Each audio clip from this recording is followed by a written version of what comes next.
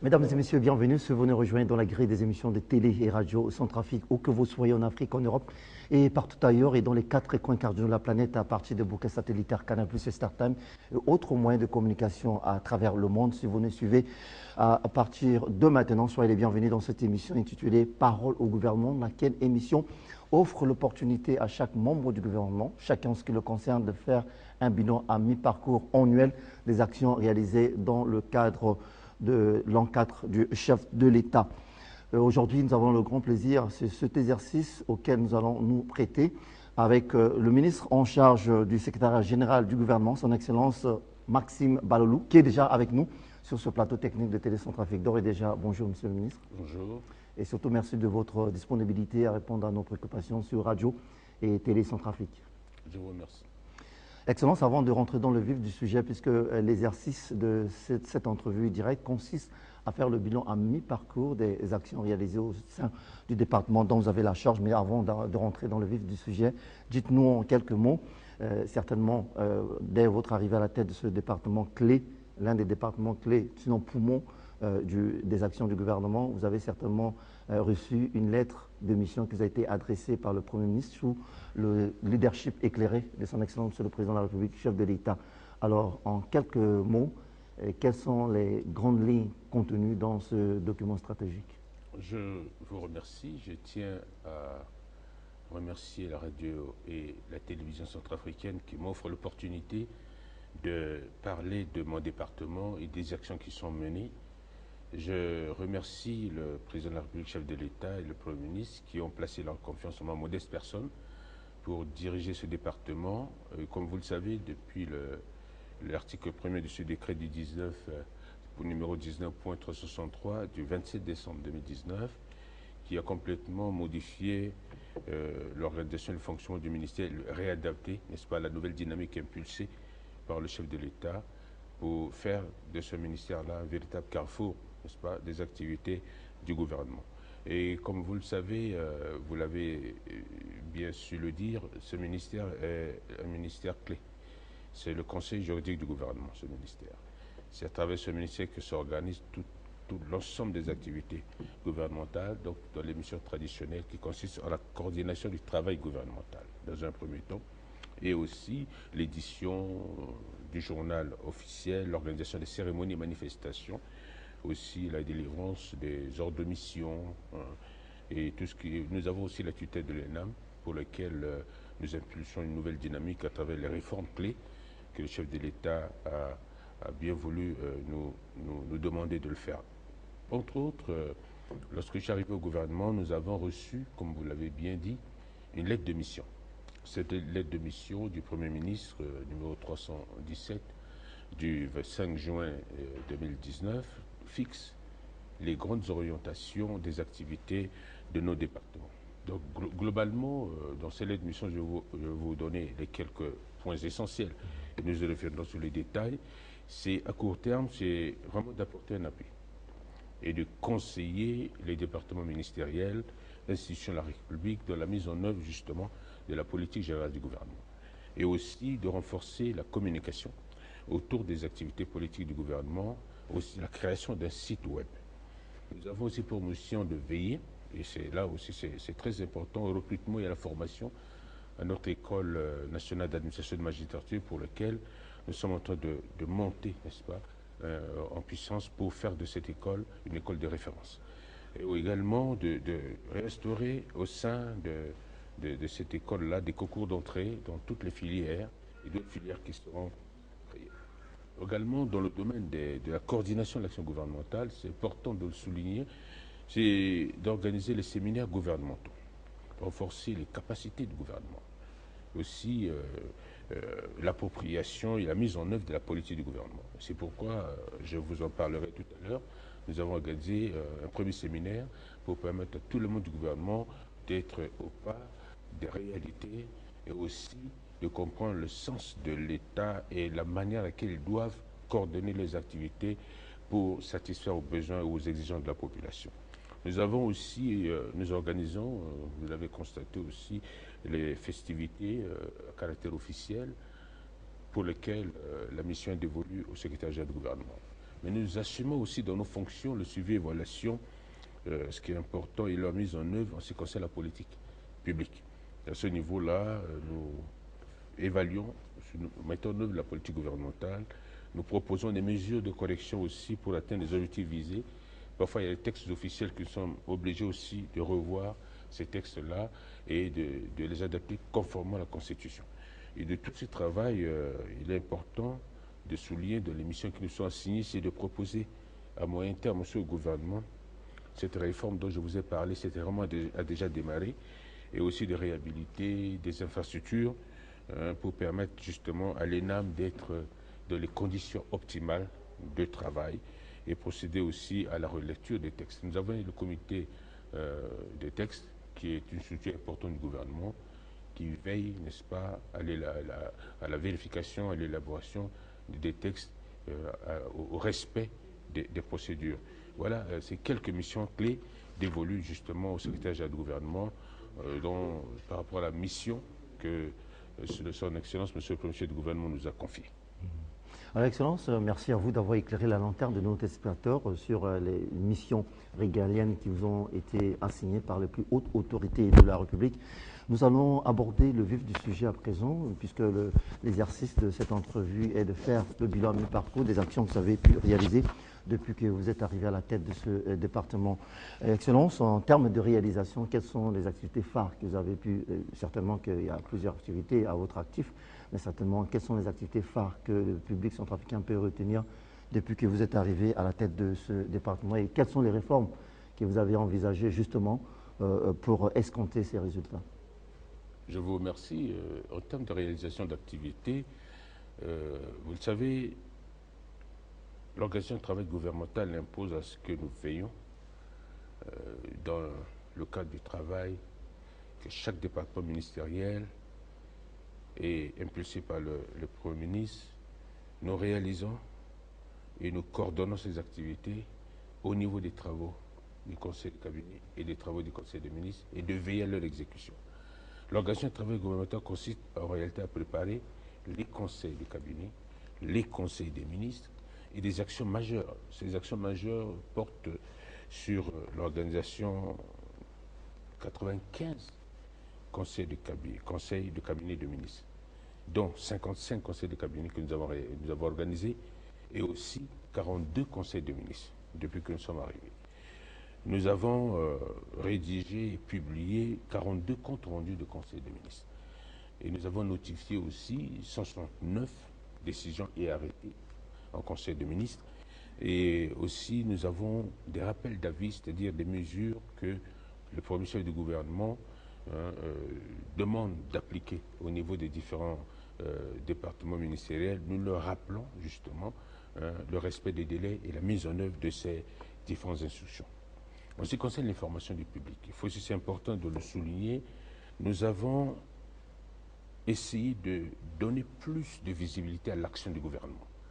Quand je dis plus de visibilité, c'est que nous veillons à ce que le public, ce qui ne se faisait pas avant, savent exactement dans les détails ce que fait le gouvernement. C'est pourquoi vous allez nous retrouver sur les réseaux sociaux. Nous avons des actes gouvernementaux qui sont publiés sur des groupes WhatsApp pour lesquels nous avons fait 330 publications et les publics sont très intéressés. Nous recevons de par le monde, nous recevons des contributions de félicitations par rapport aux activités que nous menons.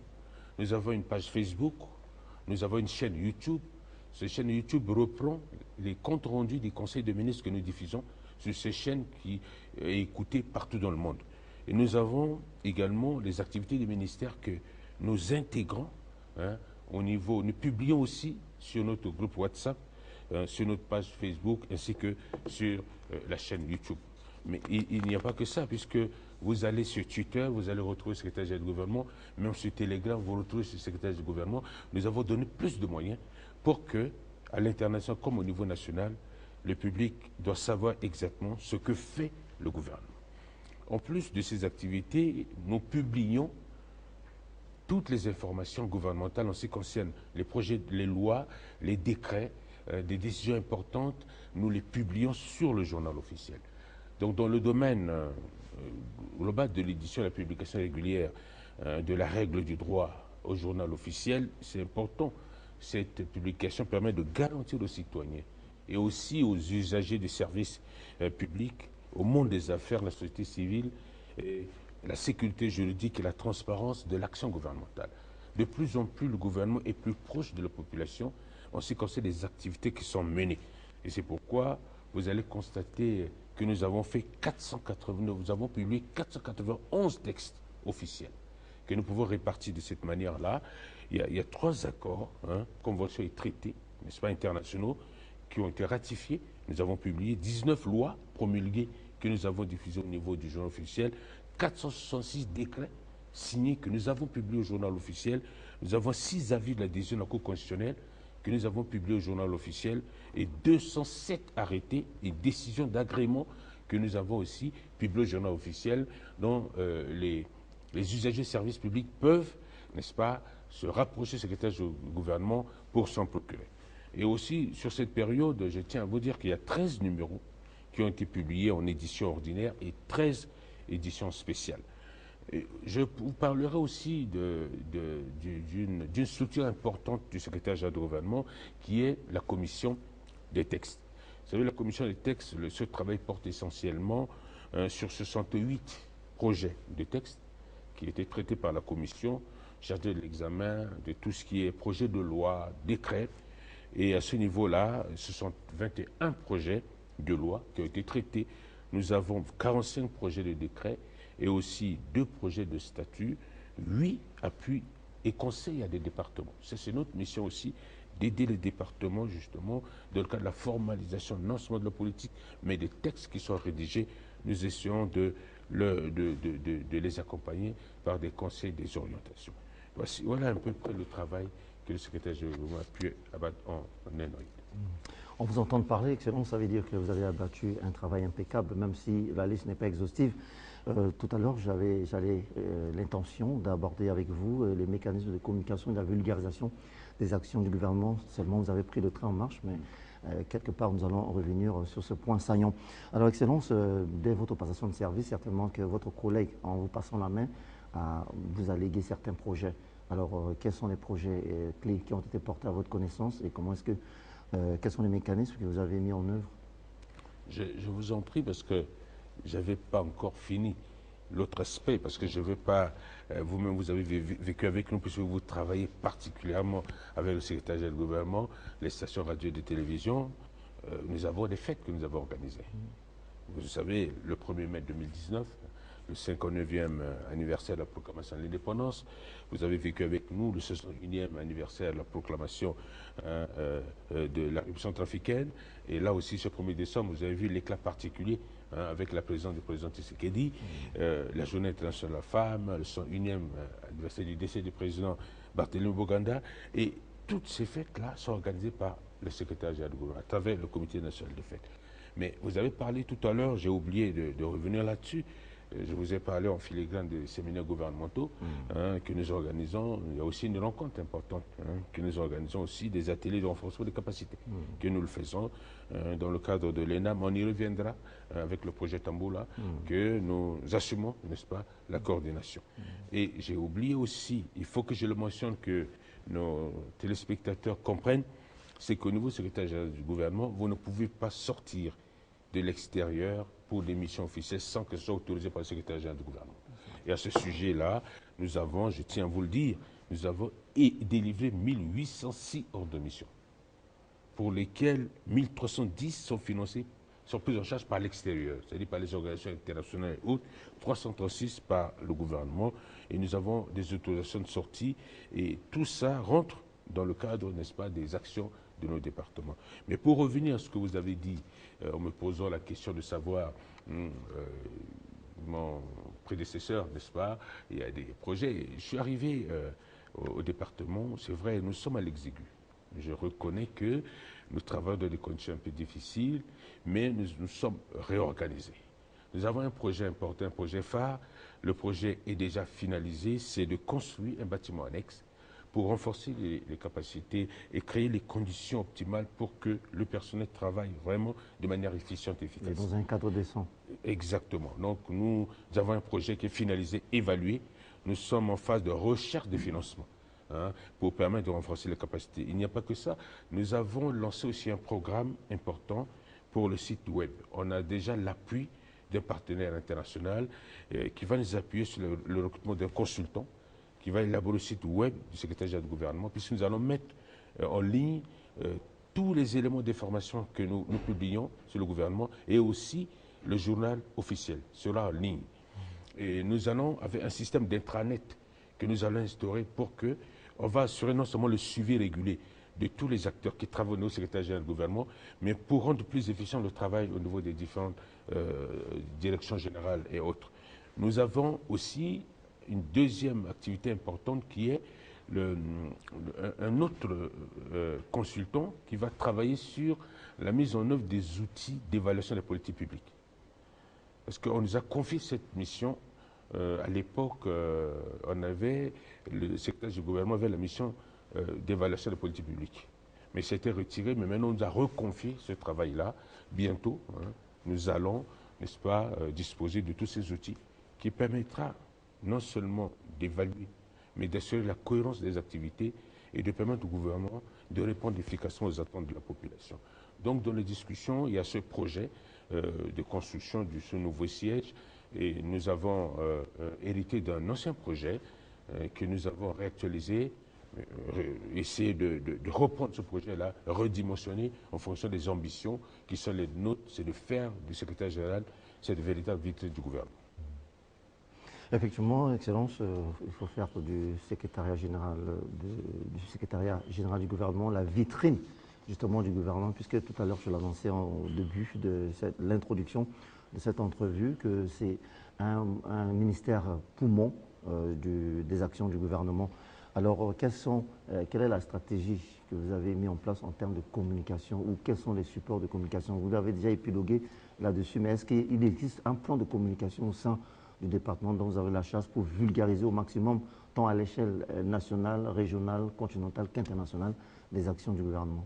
Nous avons un pool de communication, qui est dirigé par la directive de relations publiques, qui est rattachée au cabinet du ministre, qui permet de travailler sur l'ensemble des dossiers qui concernent les activités du gouvernement.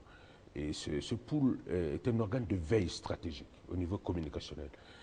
Ce travail permet véritablement de recenser, de coordonner toutes les activités. C'est pourquoi vous allez voir sur nos pages Facebook, WhatsApp, vous allez voir que les activités du président de la République, du Premier ministre, d'autres ministères sont intégrées et permet justement de créer même des discussions avec un certain nombre de compatriotes à l'extérieur, aux États-Unis et autres, qui sollicitent et parfois qui donnent des contributions allant dans le bon sens, hein, c'est-à-dire permet d'améliorer le travail. Et je remercie ces compatriotes-là de l'extérieur qui ne font pas que critiquer, mais qui reconnaissent qu'au moins une fois, ils ont des informations utiles et des informations qui leur permettent à la fois de vérifier et à la fois de voir que le pays fonctionne. Parce que vous savez, l'image de notre pays est cornée à l'étranger, le plus souvent pour des raisons politiques ou politiciennes. Mais nous avons des compatriotes qui contribuent, hein, qui sont d'accord et qui nous soutiennent hein, par rapport à ce travail-là. Donc, ce pool de communication travaille sur tous les aspects. Hein. Vous avez autour de ce pool de communication des spécialistes. Hein. Nous avons des juristes, nous avons des économistes, nous avons des sociologues qui travaillent tout ensemble pour relayer l'information, okay, corriger et apporter les contributions pour toucher du doigt les réalités et permettre à la population de comprendre que le gouvernement travaille. Excellence, l'État centrafricain reste le principal bailleur des dépenses publiques. En ce qui concerne les projets que vous avez envisagés ou vous avez formulés en bonne et due forme, autre que le gouvernement, quels sont les partenaires potentiels susceptibles de vous apporter un appui technique et financier dans la mise en œuvre de ces importants projets? Comme vous le savez, nous avons des difficultés. Nos ressources ne nous permettent pas de satisfaire à tous les besoins. Nous sommes obligés de faire le lobbying hein, pour solliciter. D'abord, le chef d'État nous encourage vraiment à faire de lobbying pour mobiliser des ressources à l'extérieur. Et ce n'est pas seulement le ministère des Finances. Le gouvernement doit faire des efforts dans son ensemble. Et nous, pour faciliter notre travail, parce qu'on connaissons bien les limites de notre gouvernement, en ce qui concerne les moyens, nos ressources domestiques ne nous permettent pas de faire face à nos obligations en tant que telles. Donc nous travaillons avec beaucoup de partenaires en ce moment, qui sont sensibles. J'ai reçu pratiquement tous les partenaires. J'ai reçu, et même à l'extérieur, nous sommes en contact avec certains de nos partenaires pour nous aider à réaliser ce projet. Ce projet va permettre justement, comme je vous ai dit tout à l'heure, de créer les meilleures conditions pour que les cadres et agents du secrétaire général du gouvernement travaillent à l'aise et dans le meilleur d'eux-mêmes. Mais n'empêche que, dans le contexte actuel, nous nous réorganisons, nous continuons à travailler en attendant de résoudre les questions d'exiguïté de notre structure. Mais je suis rassuré, je peux vous le dire que le moment venu, vous allez découvrir, n'est-ce pas, les résultats de ce travail-là. Excellence, le capital humain demeure la première richesse d'un pays ou d'une structure quelconque. Alors, quelles sont les actions que vous avez menées jusqu'ici pour renforcer justement la capacité de vos personnels afin d'améliorer la qualité de service? Lorsque je suis arrivé au département du secrétaire général du gouvernement, il y avait des doutes. Il y avait un découragement. Je ne sais pas les raisons, mais on a commencé à travailler, à recréer la confiance. Nos cadres et agents ont compris la nécessité d'apporter leur contribution au développement de leur pays. À ce niveau-là, nous avons pu insuffler une nouvelle dynamique. Cette nouvelle dynamique vient du développement d'une nouvelle culture administrative, qui est celle de se mettre au service de l'usager. Et c'est de créer toujours les conditions pour satisfaire aux exigences. Et à ce niveau-là, je vous assure que nous sommes les rares ministères où les gens viennent tôt, qui rentrent tard, où la plupart du personnel au service. Ils font des efforts, nous travaillons même les week-ends. Vous voyez, même le dimanche, il s'agit des activités spécifiques pour lesquelles vous appelez tout de suite, le personnel est disponible. Ça, c'est des indicateurs qui permettent de comprendre. Et aussi, nous venons d'organiser un séminaire de renforcement des capacités de nos agents et cadres, un séminaire sur le leadership transformationnel, qui a permis justement de leur montrer le sens, n'est-ce pas, de responsabilité et aussi le pouvoir de caractère, comment ils peuvent conduire, comment ils peuvent diriger, comment ils peuvent manager. Et ça a été aussi un déclic pour permettre à ces agents-là de comprendre qu'ils font partie intégrante d'une famille, une famille administrative, dont la mission est toujours de rechercher l'excellence et de faire de telle sorte que le travail qui soit fait soit non seulement bien fait, mais de le faire dans le sens de l'éthique, dans le sens, n'est-ce pas, de donner de la valeur non seulement au travail, mais la valeur à la personne qui fait ce travail-là. Et ça, le témoignage des agents, ils sont tellement satisfaits et ça leur donne un outil supplémentaire pour continuer à travailler de manière dynamique. Et à ce niveau-là, c'est une question de leadership. Et nous sommes obligés de les amener dans ce sens et ils le font. Ils le font si bien, mais je ne suis toujours pas satisfait parce qu'il faut les pousser toujours à aller plus loin dans ce travail-là. Voilà ce que je peux vous dire au niveau organisationnel. Je peux vous rassurer que j'ai une équipe qui travaille et qui me donne satisfaction et dont je continue toujours à pousser les exigences un peu plus loin. Excellence, avant d'apporter le chapitre actualité avec vous, puisque l'actualité oblige, avant cela, quels sont les organes ou les structures placées sous tutelle du département dont vous avez la charge et quels sont leurs mécanismes de fonctionnement? Okay. Merci. Nous avons la tutelle de l'École nationale d'administration et de magistrature, comme vous le savez, l'ENAM, n'est-ce pas? C'est l'une des écoles de formation des cadres et agents de l'État qui a donné à la République centrafricaine de hauts cadres qui ont fait leurs preuves. À un moment donné, cette école a perdu de sa superbe à cause des errements, des comportements et une mauvaise manière de gérer. Et depuis, nous avons mis en place une nouvelle équipe à la tête un professeur reconnu à l'international qui a non seulement le caractère de probité et aussi de compétences avérées, qui est en train de mettre en place le plan d'action que nous avons déroulé au niveau du premier conseil d'administration. Je tiens à vous le dire, plus de 30 ans, il n'y avait pas de conseil d'administration. On a mis en place ce conseil d'administration. Et le conseil d'administration lui a donné une feuille de route. Il est en train de dérouler sa feuille de route, ce qui permet d'ici peu à cette école-là de retrouver sa véritable lettre de noblesse et tous les concours qui seront organisés par l'ENAM seront faits vraiment en respectant les principes et aussi faire de telle sorte que cette école-là puisse nouer des relations avec d'autres écoles en Afrique. Et je tiens à vous le dire que nous travaillons étroitement avec l'ENA de Paris, qui soutient justement ces activités-là. Donc au niveau de l'ENAM, nous sommes en plein chantier en ce moment, et nous espérons que d'ici un an, nous allons véritablement faire de l'ENAM un outil vraiment de formation pour les cadres et agents de l'État. Mais je tiens aussi à vous rassurer que dans le cadre du projet Tamboula dont je vous ai parlé, pour lequel le gouvernement avait sollicité à travers le président de la République, qui avait demandé au président Macron de soutenir la formation justement, de renforcer la capacité de notre administration.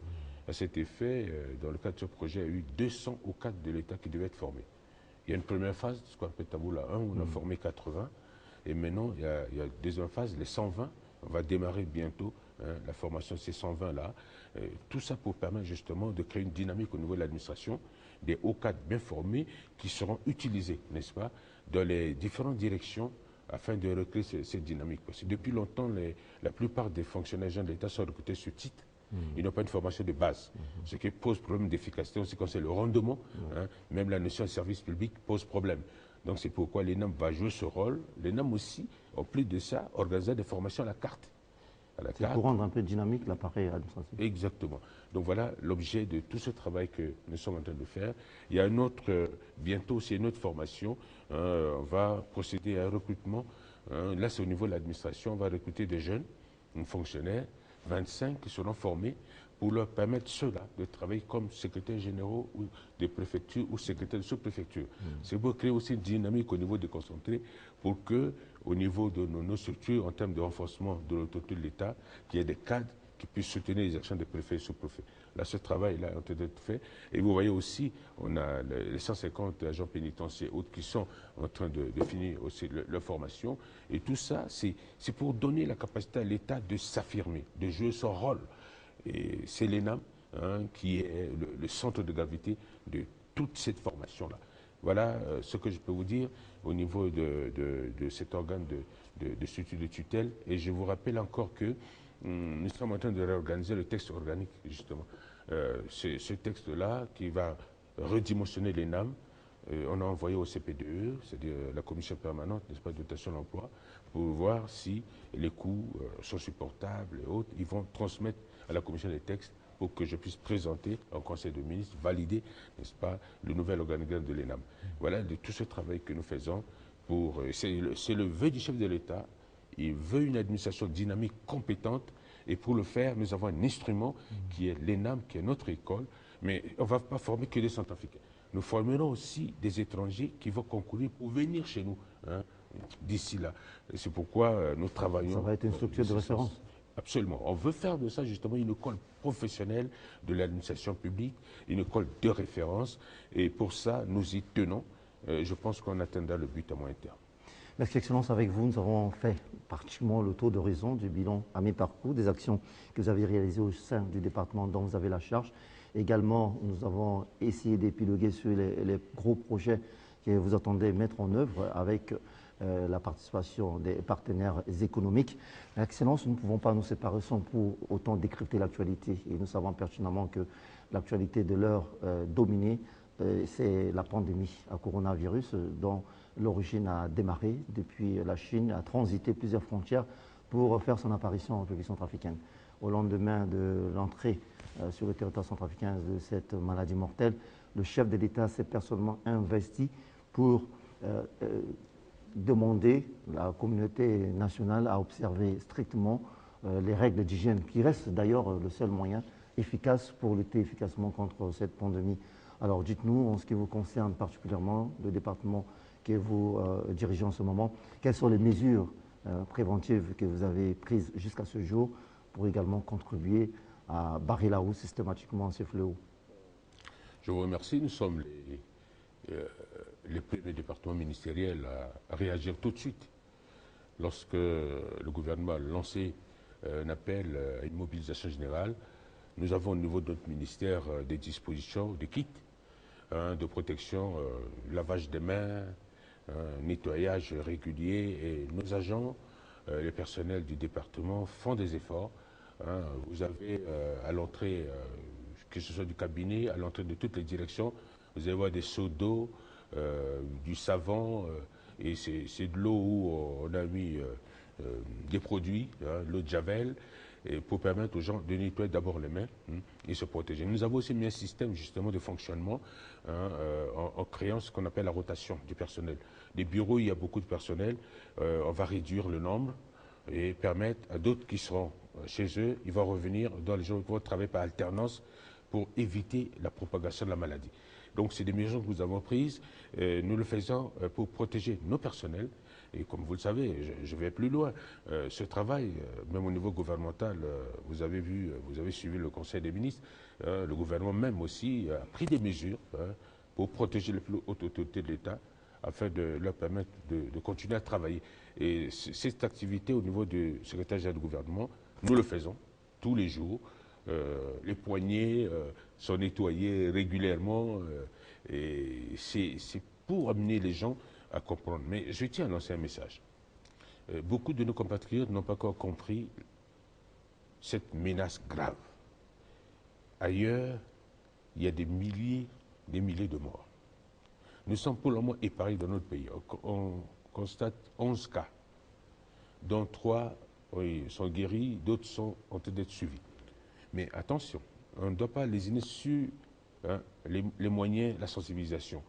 Et c'est pourquoi nous exhortons nos compatriotes à écouter et à suivre toutes les prescriptions du gouvernement.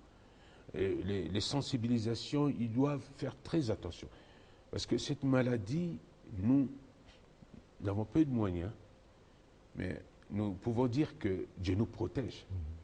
Pour le moment, la situation n'est pas aussi grave en Centrafrique, mais on ne doit pas dire que c'est parce qu'il n'y a pas encore de morts en ce qui concerne le coronavirus en Centrafrique que nous allons nous exceller. Nous voyons encore dans les marchés, nous voyons encore des attroupements, ce qui pose problème.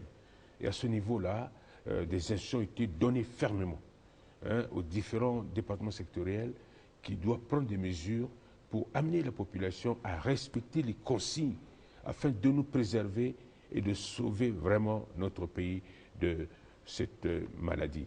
Nous, au niveau secrétaire du gouvernement, on a pris le devant. Excellence, restons toujours dans cette rubrique actualité pour cette fois-ci toucher à l'aspect lié à l'accord politique de paix. Vous, en tant que membre du gouvernement, nous savons pertinemment qu'il y a eu signature le 6 février dernier entre le gouvernement et les 14 groupes armés, signature qui consiste à restaurer la paix et la réconciliation en République centrafricaine. Alors, en ce qui vous concerne particulièrement et selon votre lecture de la chose, quels sont les bénéfices que le pays a pu tirer à ce jour et en ce qui concerne singulièrement le département dont vous avez la charge, quelles sont les avancées significatives que vous avez pu relever? Vous savez, la paix est un long processus. La paix ne se décrète pas. C'est la construction d'une volonté dynamique. Le président de la République ne cesse d'encourager nos compatriotes à créer les conditions pour que la paix redevienne une réalité quotidienne dans notre pays. Et il s'agit en fait de développer dans la conscience du Centrafricain que nous devrions être soudés. Notre dénominateur commun, c'est notre pays. Nous avons la chance d'avoir une seule langue, Un centrafricain qui ne parle pas sango n'est pas centrafricain. Ce sont des vecteurs clés qui doivent être le ciment de l'unité nationale. Et le chef d'État travaille pour la paix. Vous me parlez de l'accord de paix, mais il faut dire, nonobstant les quelques obstacles mineurs que nous constatons ça et là, qui découlent parfois des comportements de ceux que je qualifie parfois d'ennemis de la paix, qui veulent retarder, empêcher, mais on ne peut rien faire sans la paix. La guerre n'a jamais trouvé une solution dans un pays dont le monde a vu, même les grands pays n'ont pas pu, ils sont obligés de passer à la négociation. C'est pourquoi le chef d'État privilégie le dialogue. Et nous pensons, nous, Centrafricains, on doit apprendre à nous parler, à dialoguer, à cultiver la paix. Et je crois que c'est important. Et ça peut se faire, ça commence à se faire au niveau de nos départements. Et nous le faisons. Nous le faisons parce que nous avons créé une dynamique qui nous permet de régler nos préoccupations professionnelles et autres ensemble, de réduire les divergences. Et tout ça va dans le sens de créer les conditions d'émulation pour que chacun puisse se donner et le donner sans espérer quelque chose en retour. Et c'est ce que nous devrions faire au niveau macroéconomique, c'est-à-dire au niveau global. Notre pays doit renaître de ses cendres. Nous n'avons pas d'autre choix que de chercher à convaincre ceux qui ont les armes, qui pensent que le commerce des armes peut leur profiter. C'est faux. Ils seront rattrapés demain parce que le commerce des armes n'a jamais profité à quelqu'un. C'est pourquoi, ensemble, nous devrions renoncer à la violence, chercher à construire la paix ensemble, parce que nous sommes des frères et des sœurs. Nous avons un pays ensemble que nous aimons, travaillons pour ce pays, laissant nos intérêts égoïstes à côté, mettons les intérêts des autres en avant, et ce n'est que comme ça qu'on va construire un pays. Et c'est ça le travail que le chef de l'État ne cesse de le faire, et c'est ce que le gouvernement essaie de faire. Beaucoup sont pessimistes. Pour quelles raisons? Eux-mêmes, ils ont la justification. Beaucoup trouvent que l'argument essentiel, c'est de créer des tensions. Parce que c'est dans les tensions et les crises que eux, ils ont justement leur récompense. Mais nous, dans notre pays, derrière le président de la République, nous continuons à travailler pour que l'amour du prochain, qu'ensemble, nous tenons la main. Opposition, majorité, tenons-nous la main. Construisons une nouvelle Centrafrique. Faisons de telle sorte que ce pays tourne le dos au passé. Et ce n'est que comme ça que nous allons léguer à la génération, parce que nous serons condamnés demain par nos jeunes. Nous serons condamnés. Nous devons passer tous au tribunal de l'histoire. Si nous ne comprenons pas qu'aujourd'hui, nous devons créer ces conditions-là pour que ceux qui vont venir demain puissent trouver, n'est-ce pas, la chance de consolider les acquis. Voilà ce que je peux vous dire, et je suis convaincu que les dividendes de paix, nous voyons autour de nous. Nous les voyons autour de nous. Maintenant, on se déplace. Maintenant, on arrive. Il y a des endroits où on ne peut pas y aller. La libre circulation. La libre circulation. Maintenant, on se rend compte que le plus de plus Centrafricains a compris le sens justement de la vision du chef de l'État. Et je suis convaincu que nous allons y arriver. Mais il faut avoir de la patience. C'est un processus difficile, mais nous continuons à construire ce processus-là pour que nous arrivions demain à donner satisfaction à nos populations. Le temps qui nous est donné pour cette émission Entrevue, consacrée au bilan à mi-parcours des membres du gouvernement, tire pratiquement à sa fin. Excellence, Monsieur le Ministre, merci surtout de votre disponibilité à répondre l'une après l'autre à nos préoccupations sur radio et télé Centrafrique, ce en dépit de votre agenda chargé. Je vous remercie. Je peux vous dire ma satisfaction de la contribution de la presse. Vous êtes le vecteur clé en matière de sensibilisation de nos compatriotes, de relayer les informations qui permettent de rassembler nos compatriotes. créer les conditions pour renforcer la réconciliation nationale, créer les conditions du vivre ensemble. Ce n'est que par ça que nous allons reconstruire cette nouvelle Centrafrique. Et je tiens à vous remercier de tout l'effort qui est fait par les organes de presse, par les médias publics et privés. Mais j'attire l'attention de certains médias qui ont tendance aussi, n'est-ce pas, à spéculer, à créer la psychose, à pousser les Centrafricains à douter de l'avenir. L'heure n'est plus à ça. L'heure est à l'union, au rassemblement. Et ensemble, c'est ce que vous faites. Et c'est ce que nous devrions faire si nous aimons notre pays. Je vous remercie. Merci une fois de plus, Excellence, de votre disponibilité à répondre à nos préoccupations sur Radio et Télé Centrafrique. Mesdames et messieurs, si vous nous rejoignez maintenant sur Radio et Télé Centrafrique, sachez que vous étiez dans l'émission intitulée Parole au gouvernement, un espace de communication qui offre l'opportunité à chaque membre du gouvernement, chacun en ce qui le concerne, de dresser les activités réalisées au cours des 4 premières années du quinquennat de son Excellence le Président de la République, chef de l'État, le professeur Faustin Archange Touadéra. Aujourd'hui, nous avons le grand plaisir, sinon l'honneur, de recevoir dans le cadre de cette émission exclusive le ministre en charge du secrétariat général du gouvernement, en l'occurrence son Excellence Maxime Balalou. Avec le membre du gouvernement, nous avons passé en revue le bilan des activités réalisées au sein de son département, les projets déjà réalisés et en cours de réalisation. Nous avons également fait le tour d'horizon de l'actualité liée à l'accord politique de la paix et également à cette pandémie coronavirus qui décime en ce moment la race humaine. Restez de nôtres, ne quittez pas, car dans une fraction de minute seulement, nous allons nous retrouver avec notre interlocuteur de marque, cette fois-ci pour la version en langue nationale. Ce serait juste après cette belle mélodie que nous proposent nos amis de la régie d'antenne. À tout de suite.